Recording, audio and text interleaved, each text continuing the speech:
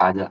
Hello students, मैं आप लोगों के साथ थोड़ा सा कुछ डिस्कशन करने जा रहा हूँ। सर पेपर कैसे आ सकता है? पेपर बहुत नॉर्मल आ रहा है। ठीक है जी, पेपर नॉर्मल है, कोई ऐसा दिक्कत नहीं है। सैंपल पेपर को एक बार बेस ले लेना। एक बार हर बच्चा सैंपल पेपर को बेस लेके पढ़ लेना। सर चैप्टर वाइज बता दो क्या क्या चीजें इंपॉर्टेंट है, पूरा अब लास्ट टाइम है, बता दो जैसे बता रहा हूँ। ठीक है जी, मैंने पेपर पहले बोले थे। थ्योरी ऑप्शन में है। हाँ मेरे को पता है। ठीक है जी, प्रिकॉशन और अभी, लेकिन हम अभी रिस्क नहीं लेंगे। ठीक है। अच्छा मैं एक एक आप लोगों के साथ सबसे पहले ना, ये एक मिनट यहाँ पे, मैं सबसे पहले आप लोगों के साथ ना कुछ ये चैप्टर वाइज डिस्कस कर रहा हूँ। सो तो देखो जी, सबसे पहली चीज, जैसे बोलूंगा वैसे कर लेना, रिवीजन भी वैसे ही फॉलो करना। एक सेकंड बस, एक मिनट। ये देखो कहाँ गया। देखो फर्स्ट चैप्टर में एक एक चीज लिख रहा हूँ, अब कैसे कैसे आएगी वो सुन लेना। एक एक चीज लिख रहा हूँ कैसे कैसे आएगी। देखो जी, इसमें से इन्वेस्टमेंट का मीनिंग पढ़ लेना। अगर आएगी तो ये डिटर्मिनेशन और यहाँ दोनों से आ सकती है। बस इन्वेस्टमेंट का मीनिंग। अच्छा, क्या ग्रोस इन्वेस्टमेंट नेट इन्वेस्टमेंट के बराबर हो सकती है जब डेप्रिसिएशन क्या हो, जीरो? इनका मीनिंग कर लेना। 1 से 2 नंबर के बीच में क्वेश्चन होगा पार्ट का। ठीक है जी, चलो। नेशन इनकम के चॉइस का क्वेश्चन है, न्यूमेरिकल के। ठीक है जी, नेशन इनकम के न्यूमेरिकल के चॉइस। इसका कंसेप्ट, इसकी डोमेस्टिक क्या है, रेजिडेंट कौन होता है, क्या है क्या नहीं, एक कंसेप्ट वीडियो ऐप के अंदर आपको वीडियो मिल जाएगी, वहां से देख लेना। ठीक है, डोमेस्टिक टेरिटरी का जो कंसेप्ट है ऐप के अंदर क्या है, वीडियो है, वहां से देख लेना। ठीक है। अब देखो जी, इसके बाद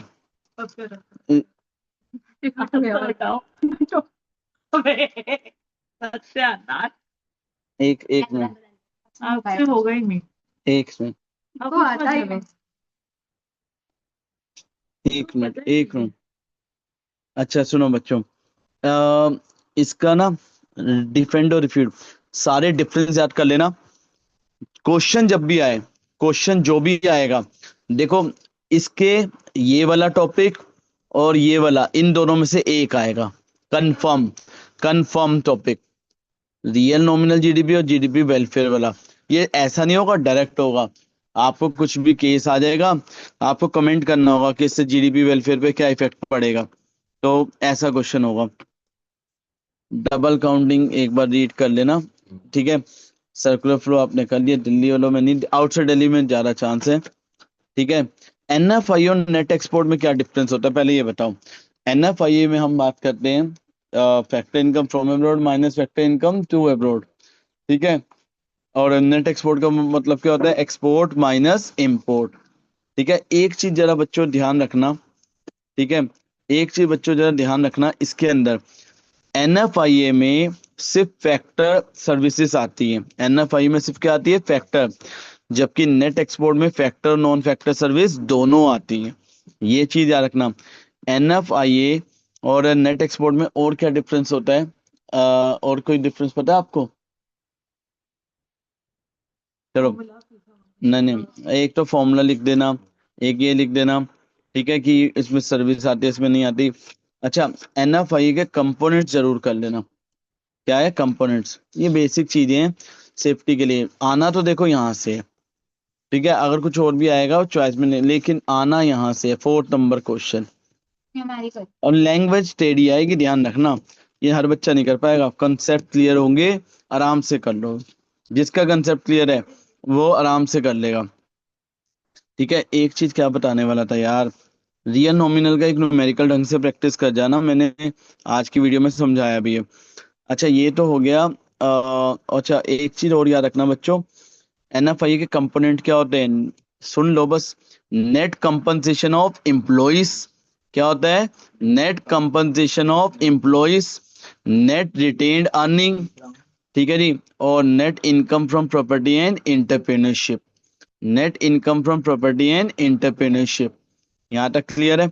अच्छा, नेशनल इनकम, जिसके कंसेप्ट क्लियर है 10 में से 10 पक्के।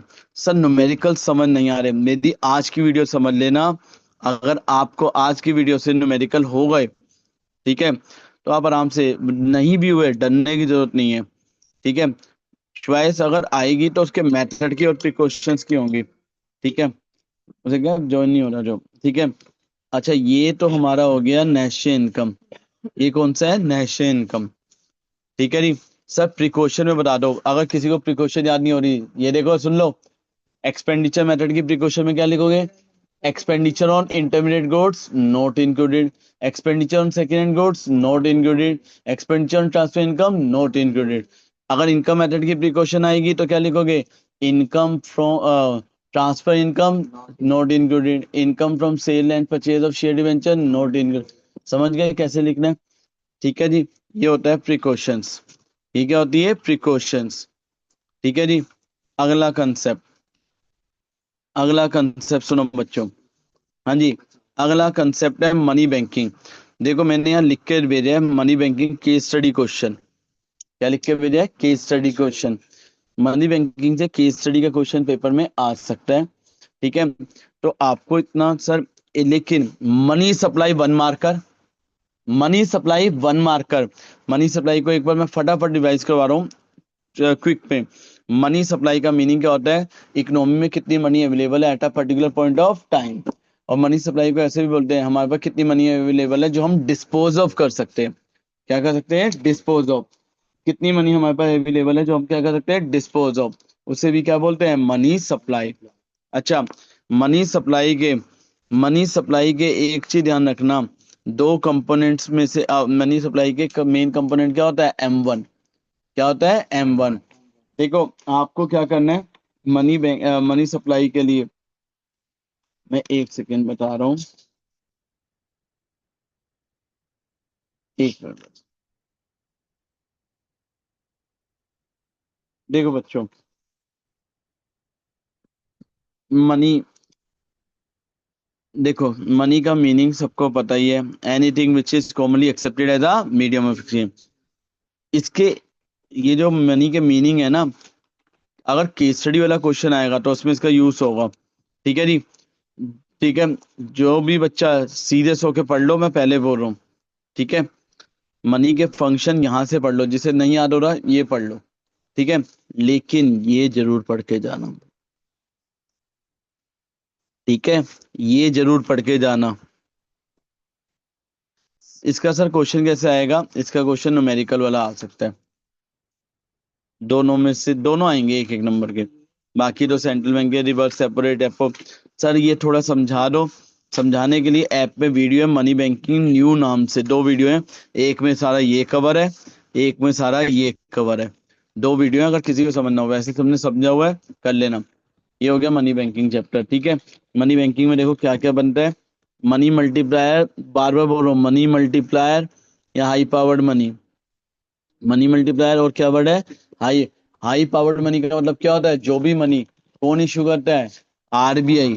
वो किसके पास पड़ी होती है? पब्लिक के पास पड़ी होती है। और किसके पास पड़ी होती है बताओ? वो पब्लिक के पास होती है और किसके पास होती है? कमर्शियल बैंक के पास। उसे क्या बोलते हैं? High powered money. क्या बोलते हैं? High powered money. कोई दिक्कत तो नहीं है? क्रेडिट क्रेडिशन बोल ही रहा हूँ, इनमें से तो एक आना है। अच्छा, फंक्शंस को रीड आउट कर लेना, सिर्फ 4 सिलेबस में है, बाकी मत करने बैठ जाना। अच्छा, ये सर यहाँ से आएगा, कहाँ से आएगा? ये देखो, मनी बैंकिंग से भी आ सकता है, डिटर्मिनेशन से भी। मुझे इसके चांस है डिटर्मिनेशन में आने के, और नया क्वेश्चन मिलेगा। सर नया क्वेश्चन कैसे मिलेगा? मैंने आज का जो क्लास दी थी यूट्यूब लाइव, सब बच्चे वो देख लेना एक बार, 2x पे चला के देख लेना। उसके अंदर मैंने एक पेपर क्वेश्चन करवाया था, तो उसमें मैंने ना आपको ये बताना होगा ये इन्फ्लेशन है कि डिफ्लेशन, ये वाला। तो एक बार ये देख लेना। मनी बैंकिंग में मुझे केस स्टडी के साथ साथ 2 वन मार्कर लगेंगे, ठीक है। बाकी मेरे पास दिल्ली का नहीं है लेकिन ये है मनी बैंकिंग का। मनी बैंकिंग में केस स्टडी के बहुत ज्यादा चांस है, इस बार इसके ज्यादा चांस लग रहे हैं। ये स्टेटमेंट में आएगा। इनवॉलेंट्री क्या होता है? इनवॉलेंट्री क्या होता है? जहाँ पे वर्कर एबल होता है लेकिन विलिंग नहीं है।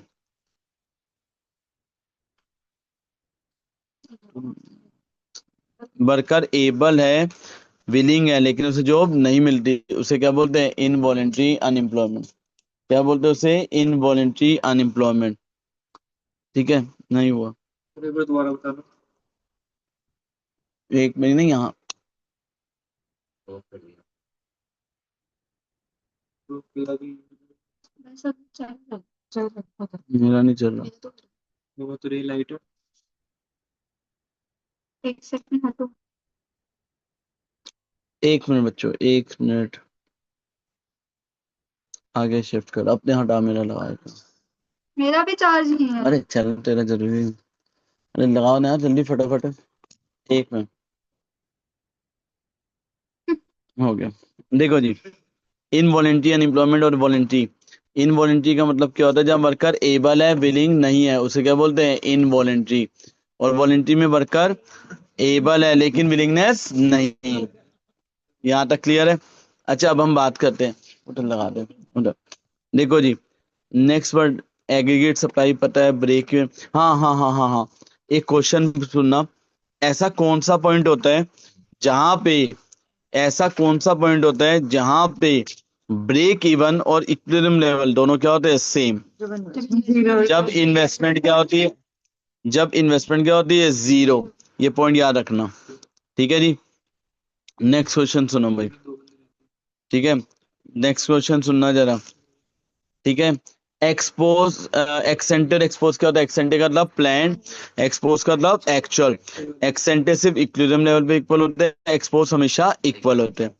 एग्रीगेट डिमांड के कंपोनेंट्स, एग्रीगेट डिमांड के कंपोनेंट्स क्या होता है? एग्रीगेट डिमांड के components, C plus I plus G plus X minus है। देखो एग्रीगेट डिमांड के कंपोनेंट, एक एग्रीगेट डिमांड के कंपोनेंट क्या होता है? सी प्लस आई प्लस जी प्लस नेट एक्सपोर्ट। सी का मतलब क्या है? कंजम्पशन। आई का मतलब इन्वेस्टमेंट, जी का मतलब गवर्नमेंट, और एन एक्स का मतलब नेट एक्सपोर्ट। एक चीज बच्चों ध्यान रखना, एक चीज, जब आपको एक्सप्लेनेशन आए तो चारों का लिख देना। सी का मतलब क्या होता है? हाउस होल्ड, जो किस पे डिपेंड करता है? डिस्पोजेबल। आई इन्वेस्टमेंट, जो ठीक है, और जी गवर्नमेंट, और net export, export minus import. अच्छा, एपीसी और एमपीसी में से किसकी वैल्यू मोर देन वन होती है? एपीसी की। कब होती है? जब सी ज्यादा है किससे? वाई से। एमपीसी की वैल्यू हमेशा जीरो और वन के बीच में होती है। एपीएस और एमपीएस में कौन नेगेटिव होता है? बताओ कौन सी वैल्यू नेगेटिव होती है? एपीएस की। कब? जब सी ज्यादा है किससे? वाई से। एमपीसी को क्या बोलते हैं? स्लोप बोलते हैं, किसका? कंजम्पशन का। ठीक है। अच्छा, ये मुझे एक्सपेक्टेड है, लो जी मार्क कर लो। Third number, excess demand, inflation gap, deficient demand, deflation, सबको आता है भाई? ठीक है जी। फिस्कल मेजर्स कौन लेती है? गवर्नमेंट। मॉनेटरी मेजर्स कौन लेती है? आरबीआई। बताओ एक्सेस डिमांड में फिस्कल मेजर क्या होते हैं? टैक्स को बढ़ा देना और खर्चों को कम कर देना। क्वेश्चन सीधा नहीं आएगा, सीधा नहीं आएगा। आपको जो क्वेश्चन मिलेगा ना, मैं बार बार बोल रहा हूँ, आपको आइडेंटिफाई करना पड़ेगा कौन सी सिचुएशन में वो है, तो ये थोड़ा कंसेप्ट वाइज कर लेना। इन्वेस्टमेंट मल्टीप्लाई सबको पता है क्या होता है? Change in income upon change in investment. इसकी वर्किंग पूछ रहा है, वर्किंग याद है? टेबल। ठीक है। अगर कोई बच्चा कहता है सर मेरे को लॉन्ग क्वेश्चन बता दो, तो जो मैंने आपको बच्चों 50 वाले नोट्स दिए ना, उसमें सारे इंपॉर्टेंट क्वेश्चन ही है। अगर आप थ्योरी के पॉइंट ऑफ व्यू से करना चाहो वो कर सकते हो। अगर आपको लगता है सिर्फ क्वेश्चन देखने, वहां से क्वेश्चन देख लो।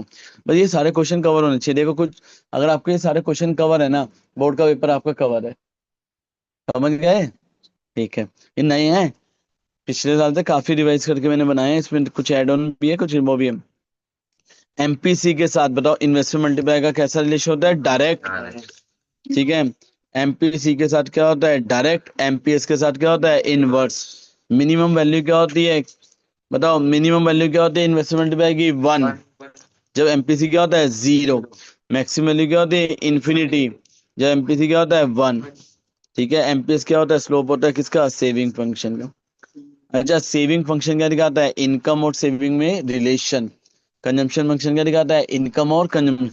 इसकी डेरिवेशन आ सकती है, क्या आ सकती है? डेरिवेशन।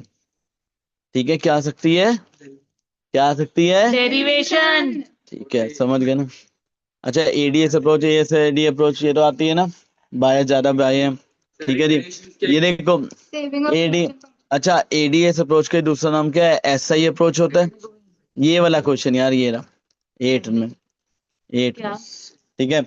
अगर 8 वाला क्वेश्चन ये रहा, डेरिवेशन कंजम्पशन को डिराइव करो सेविंग से। अच्छा इफेक्टिव डिमांड कौन सा होता है जब एडी और एस क्या होता है? सेम, ठीक है जी। अच्छा अंडर एम्प्लॉयमेंट इक्विलिब्रियम कौन से केस में होता है? Deflationary gap. तो जब आप डिफ्लेशनरी गैप पढ़ोगे तो जो इक्विलिब्रियम पॉइंट है फुल एम्प्लॉयमेंट से जब नीचे आता है उसे क्या बोलते हैं? Under employment equilibrium. क्या बोलते हैं उसे? अंडर एम्प्लॉयमेंट इक्विलिब्रियम, ठीक है जी। यहाँ तक कोई दिक्कत तो नहीं है?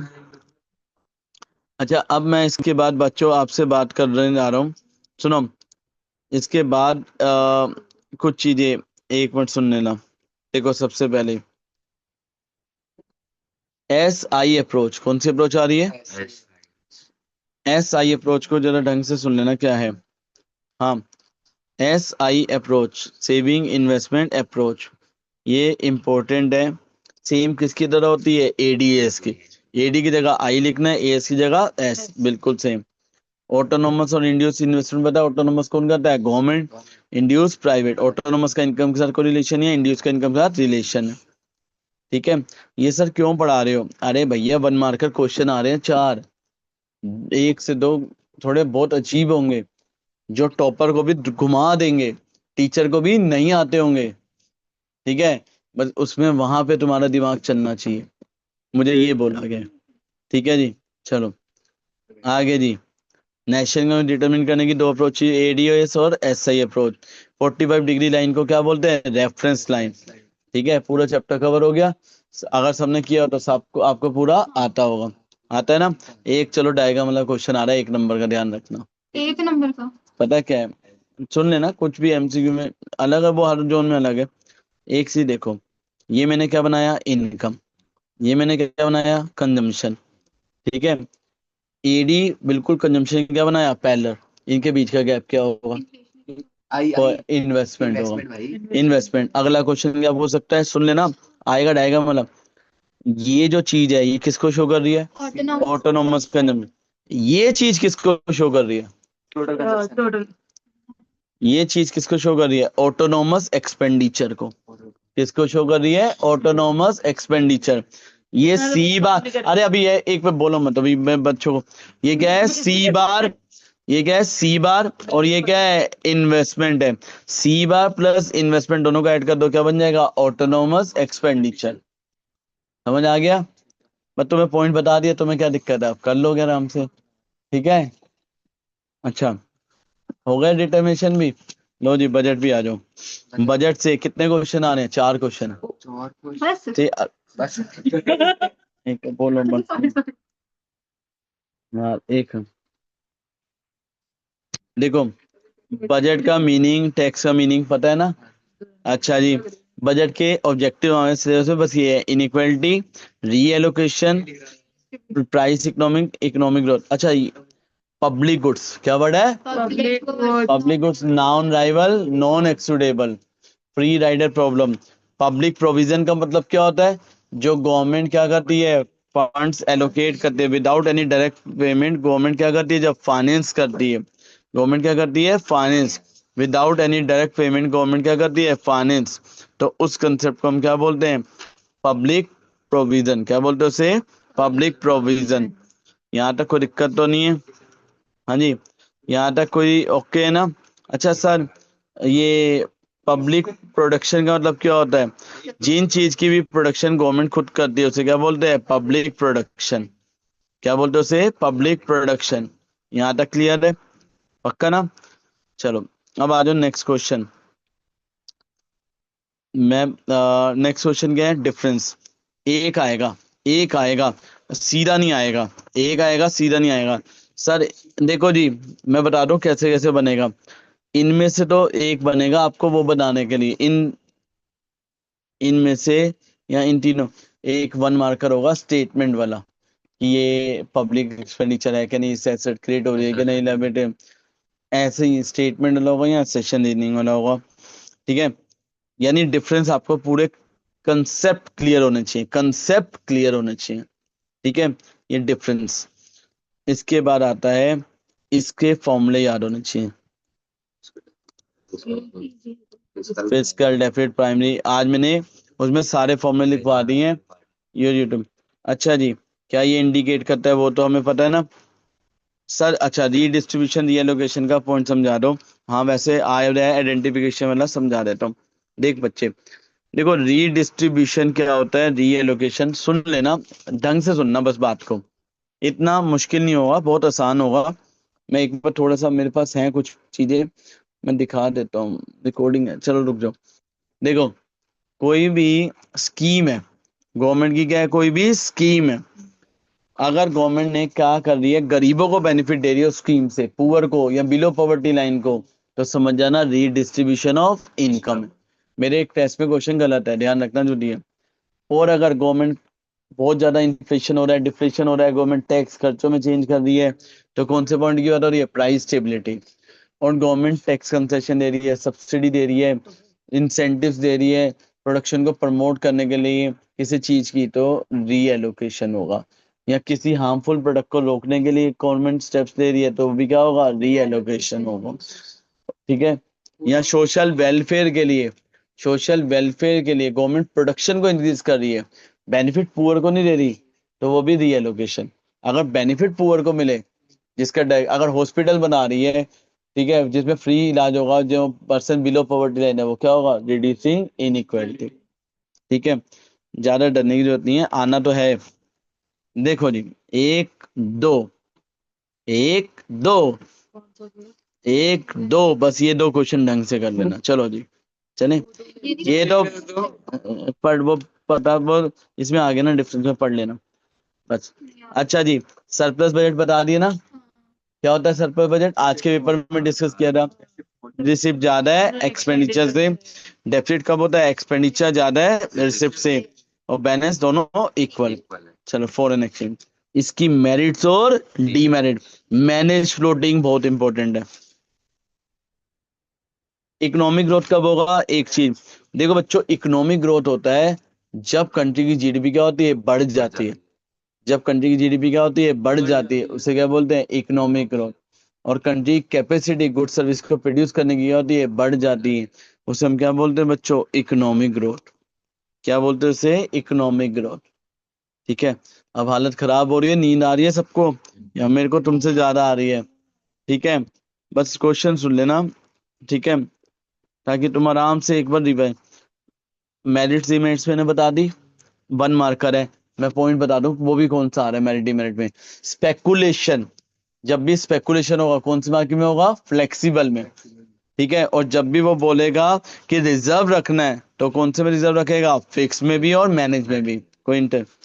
ठीक है, स्टेबल। अच्छा, डिमांड सप्लाई की शेप पता है ना, ये तो वीडियो देखनी है ना सबने, फॉरेन एक्सचेंज जिसने वीडियो देखनी है, याद करने की जरूरत नहीं पड़ेगी, आराम से अटेंड कर लोगे, कंसेप्ट का क्वेश्चन है इसका, कुछ नहीं। एक ये जरूर कर लेना, अरे यार मैं लिखना भूल गया यहाँ, मैंने लिखा तो था यार खुद, एक ये पढ़ लेना, एक करंट अकाउंट सरप्लस और current account deficit, current account surplus और करंट अकाउंट डेफिसिट।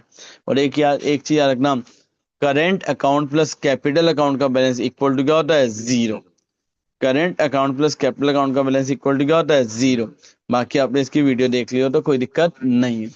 मैक्रो में कॉन्फिडेंस आ गया, अब आ गया डिटर्मिनेशन का नॉन कंफर्म है, तो वीडियो देख के जाना। डिटर्मिनेशन कंफर्म है, कंफर्म है, कंफर्म है, कंफर्म है, आप अटेंड कर लोगे, कर लोगे, कर लोगे, दोनों वीडियो देखने के बाद 4 नंबर पक्के हैं। ठीक है, ठीक है जी।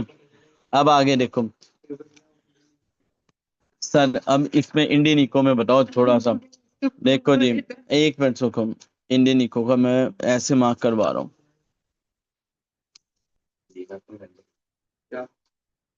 अरे मैं लेके जा, अरे सुनो, इधर देखो, अच्छा एक मिनट सुन लो यार, अरे देखो जी, एक मिनट सुनो, मैं जैसे जैसे बोलूंगा वैसे, ओनली 8 पेज नोट खत्म, जिसका एक, सुनो, 8 पेज नोट से चैप्टर 1 कर लो, कंप्लीट है, कुछ और करने की जरूरत नहीं है। ऑडियो सारे एनसीईआरटी के क्वेश्चन कवर हो जाएंगे, जो नहीं हो रहा वो बता देता हूँ।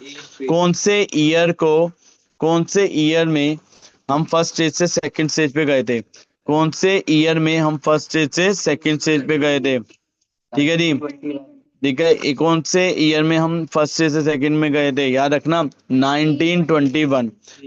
यार मैं अभी आपको भेज रहा हूँ आथव, मैं भूल गया था, अभी पक्का भेज रहा हूँ आपको 8 पेज वाले नोट्स। कोई ऐसा बच्चा तो नहीं है जो 8 पेज वाले नोट्स ना हो, तो मेरे को प्लीज बता देना, मैं भेज। अच्छा, फर्स्ट ऑफिशियल सेंसस कौन से में आया था? 1881। ठीक है, बाकी सारे क्वेश्चन एक पेज को कर लेना, हो जाएंगे। अच्छा, और एक चीज ध्यान रखना, कौन कौन सी इंडस्ट्री ऑपरेशन में आई थी कंट्री में at the time of independence? Sugar, cement और टिस्को। टिस्को फर्स्ट चैप्टर में, और कुछ करने की जरूरत नहीं। अच्छा सर, अरे ईयर वियर अभी रुक जाओ, ईयर सब दे रखे हैं यार। ईयर तो तुम्हारे जो अभी 50 वाले नोट्स हैं उसमें सब दे रखे हैं ईयर। इंग्लिश पे तो भेजिएगा अपने। अरे लिस्ट छोड़ो यार, इतने नहीं करने हमें, ईयर हो जाएंगे। ईयर जो तुम्हें बता रहा हूँ वही, उल्टे सीधे ईयर के। अरे मेरे को जो मेन बता, शांत रहो जरा। 6 क्वेश्चन मार्क कर लो, इन तीनों में से एक आएगा चॉइस में। मैं चॉइस भी बता रहा हूँ। अच्छा, उसमें ना पहले वाले में फर्स्ट चैप्टर में ज्यादा चांस पता है कौन से क्वेश्चन के हैं? मैंने वैसे वो बोल दिया है, आधे पेज के चैप्टर है, आधे पेज का। आप वो कर लो, आप आधा पेज कर लेना, ऑडियो सुन लेना 20 मिनट में आपका, आप पहले चैप्टर का क्वेश्चन कर लोगे। किसी को बस 20 मिनट की ऑडियो सुन लेना और एक बार देख लेना इस क्वेश्चन को लिखना कैसे। आप अब 20 मिनट में आपका तैयार हो जाएगा, इसमें ज्यादा मत हल्ला मचाना। इंडियन को भूल रहे हो ना, इंडियन को खुशी करवा देगी, बस एक बार क्वेश्चन देख लेना सारे आते हैं कि नहीं आते।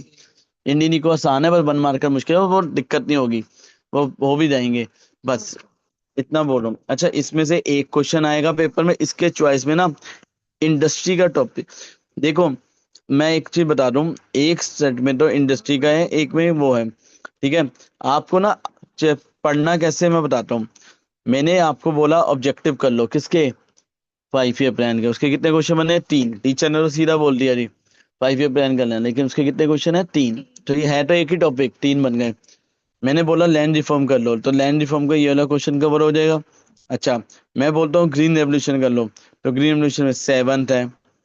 ठीक है, अच्छा एक चीज ये भी इसी का पार्ट है, इसी का पार्ट है। ठीक है, अच्छा ग्रीन रेवोल्यूशन में एक ये क्वेश्चन आता है, एक ये क्वेश्चन आता है, एक ये क्वेश्चन आता है। कितने क्वेश्चन आते हैं ग्रीन रेवोल्यूशन में? कहने के लिए एक टॉपिक है, और ग्रीन रेवोल्यूशन लैंड रिफॉर्म में से एक क्वेश्चन आता है पेपर में। ठीक है, अब इसके ना आपको कुछ नहीं करना, एनसीईआरटी के ये वाले जो क्वेश्चंस है ना, आपने सब पढ़ रखा है इस चैप्टर में।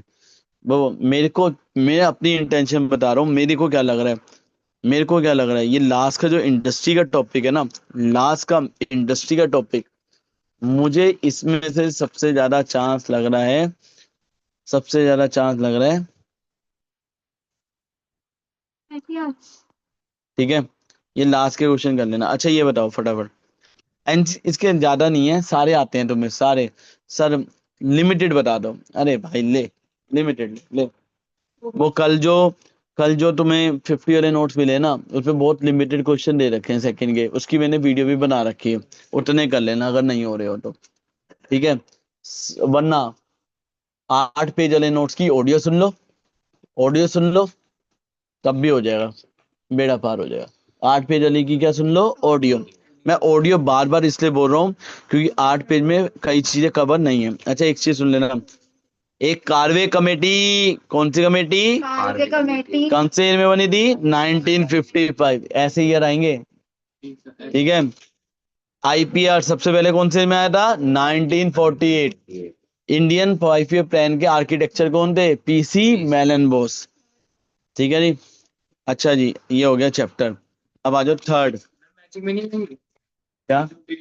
बे यार, स्कूल के पेपर नहीं है ये। अच्छा सुनो, एक मिनट सुनो, ये दोस्ती मेरे को ये याद दिलवा रही है, इन दोनों में से एक के आने के चांस है, इसके बहुत लग रहे हैं, पता नहीं बाकी। जय माता दी। ठीक है, अरे यार सारे ही कर दो ना। बस ये 5 ही किए हैं, इसमें तो 1 मार्कर भी नहीं आएंगे, एक ही भी है।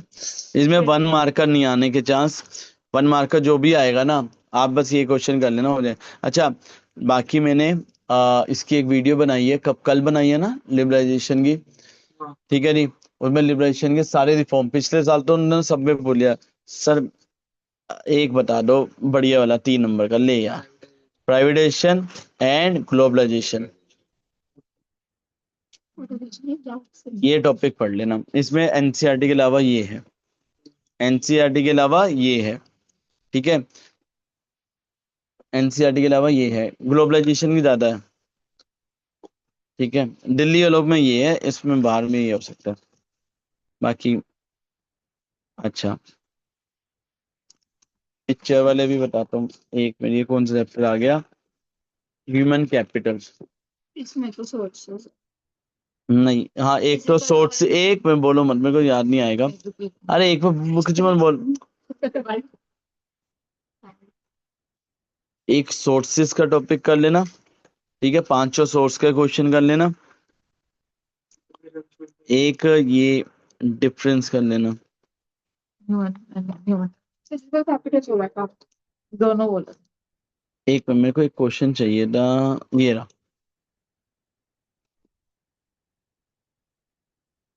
नहीं, एक ये 17, बाकी सोर्सेस तो पता ही है ना सबको। और फिजिकल और ह्यूमन कैपिटल में क्या था डिफरेंस। इस चैप्टर में और कुछ ना समझ आए ना, एजुकेशन देखो सब में एजुकेशन वाला पॉइंट लग जाएगा। एक नई चीज बतानी थी इसमें, एक तो गवर्नमेंट इंटरवेन वाला कहाँ गया। एक काम करना, एक जो मैंने इंपॉर्टेंट भेजा है वो कर लेना। एक ना एजुकेशन का जो स्ट्रक्चर है वो क्या है, पिरामिड। कैसा है एजुकेशन का स्ट्रक्चर, इंडिया में प्राइमरी पे बहुत ज्यादा पैसा लगाते हैं, मिडिल लेवल पे थोड़ा कम, और सेकेंडरी में और कम।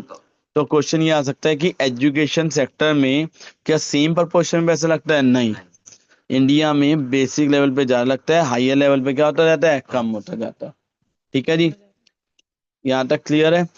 हाँ जी, इस चैप्टर में सिर्फ 4 क्वेश्चन है, ह्यूमन कैपिटल और फिजिकल कैपिटल का डिफरेंस, ह्यूमन कैपिटल फॉर्मेशन के सोर्सेस सोर्सेस सोर्सेस, ठीक है जी। और नेक्स्ट क्या था, वुमेन एजुकेशन का, ठीक है जी। और पिरामिड वाला वो पढ़ लेना, ठीक है। मैंने, हाँ, और गवर्नमेंट इंटरवेन क्यों करती है, गवर्नमेंट इंटरवेन कौन क्यों करती है एजुकेशन पे। अच्छा एक बार ना ये रीड कर लेना, अगर एजुकेशन का कुछ भी आए ना ये एक्सप्लेन करने में हेल्प करेगा। अच्छा एक चीज बताओ, राइट टू एजुकेशन एक्ट कौन से में आया था, 2009 में। कौन से में आया था, 2000। और तापस मजूमदार कमेटी, उसने क्या बोला था इंडिया को, तापस मजूमदार कमेटी ने ये बोला था इंडिया को इतना पैसा क्या करना चाहिए, खर्च करना चाहिए, ये बोला। अरे ये रहा ना,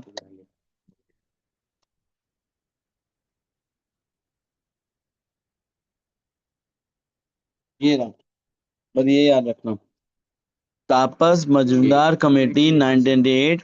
अच्छा एजुकेशन कमीशन ने कितना रिकमेंड किया था, कितना का पैसा खर्च करना चाहिए, 6%, और हम कितना खर्च कर रहे हैं, 4। 3-4 नंबर में आ जाए, इसी चीज को एलेबरेट करते जाना, यही किया हुआ एलेबरेशन में, ठीक है। अच्छा अगर कोई भी क्वेश्चन आया न्यू एजुकेशन पॉलिसी से क्या बेनिफिट हुआ, तो उसमें ट्रेनिंग का पॉइंट और इन्फॉर्मेशन का घुसा देना, ठीक है। रूरल डेवलपमेंट सुबह बता दिया वैसे मैंने, फिर बता रहा हूँ। सबसे ज्यादा डरी इसमें देखो रूलर मैंने आज करवाया ना, आज वाली क्लास में अटेंड कर लेना। इसमें देखो मैंने क्या बताया, इधर देखो जी, rural credit second question, third question, 6 question, मेरे को 6 के बहुत चांस लग रहे हैं, 6 क्वेश्चन के बहुत चांस लग रहे हैं। रूरल बैंकिंग सिस्टम को इवेल्युएट करो, याद रखना, सेकंड थर्ड 6 रूरल बैंकिंग के। आज वाली, अरे आज छोड़ो, आज वाली क्लास अटेंड कर लेना सर। हाँ तो बस आज वाली क्लास में जितना समझाया वैसे याद कर लेना। रूरल बैंकिंग, ये जो जनधन योजना है ना, ये मैं बताना भूल गया था सुबह।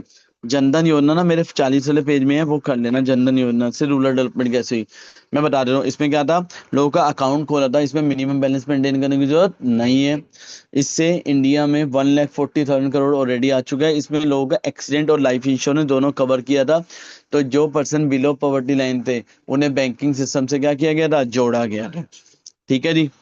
ऑर्गेनिक फार्मिंग से एक क्वेश्चन, ऑर्गेनिक फार्मिंग से एक क्वेश्चन मैंने समझाया था। ये देखो ये कौन सा टॉपिक है, एग्रीकल्चर डाइवर्सिफिकेशन, ये एग्रीकल्चर मार्केटिंग। तो मार्केटिंग, रूरल क्रेडिट, डाइवर्सिफिकेशन और डाइवर्सिफिकेशन में आईटी भी आता है।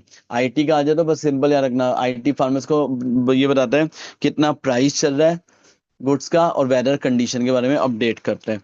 अब आ जाओ कौन सा चैप्टर है, अरे इसमें एक वर्कर पॉपुलेशन रेशियो पढ़ लेना। वर्कर पॉपुलेशन रेशियो, एक ये वाली टेबल, बच्चे टेबल टेबल बहुत बोल रहे थे। अगर किसी को एम्प्लॉयमेंट ना हो रहा ना, एक ऑडियो सुन लेना, एक मिनट, एक ये, एक 12वां, एक 11वां, एक 12वां, ठीक है। मैं भी इसका देता हूँ, एक जॉबलेस ग्रोथ, एक क्या वर्ड पढ़ना, जॉबलेस ग्रोथ, ठीक है।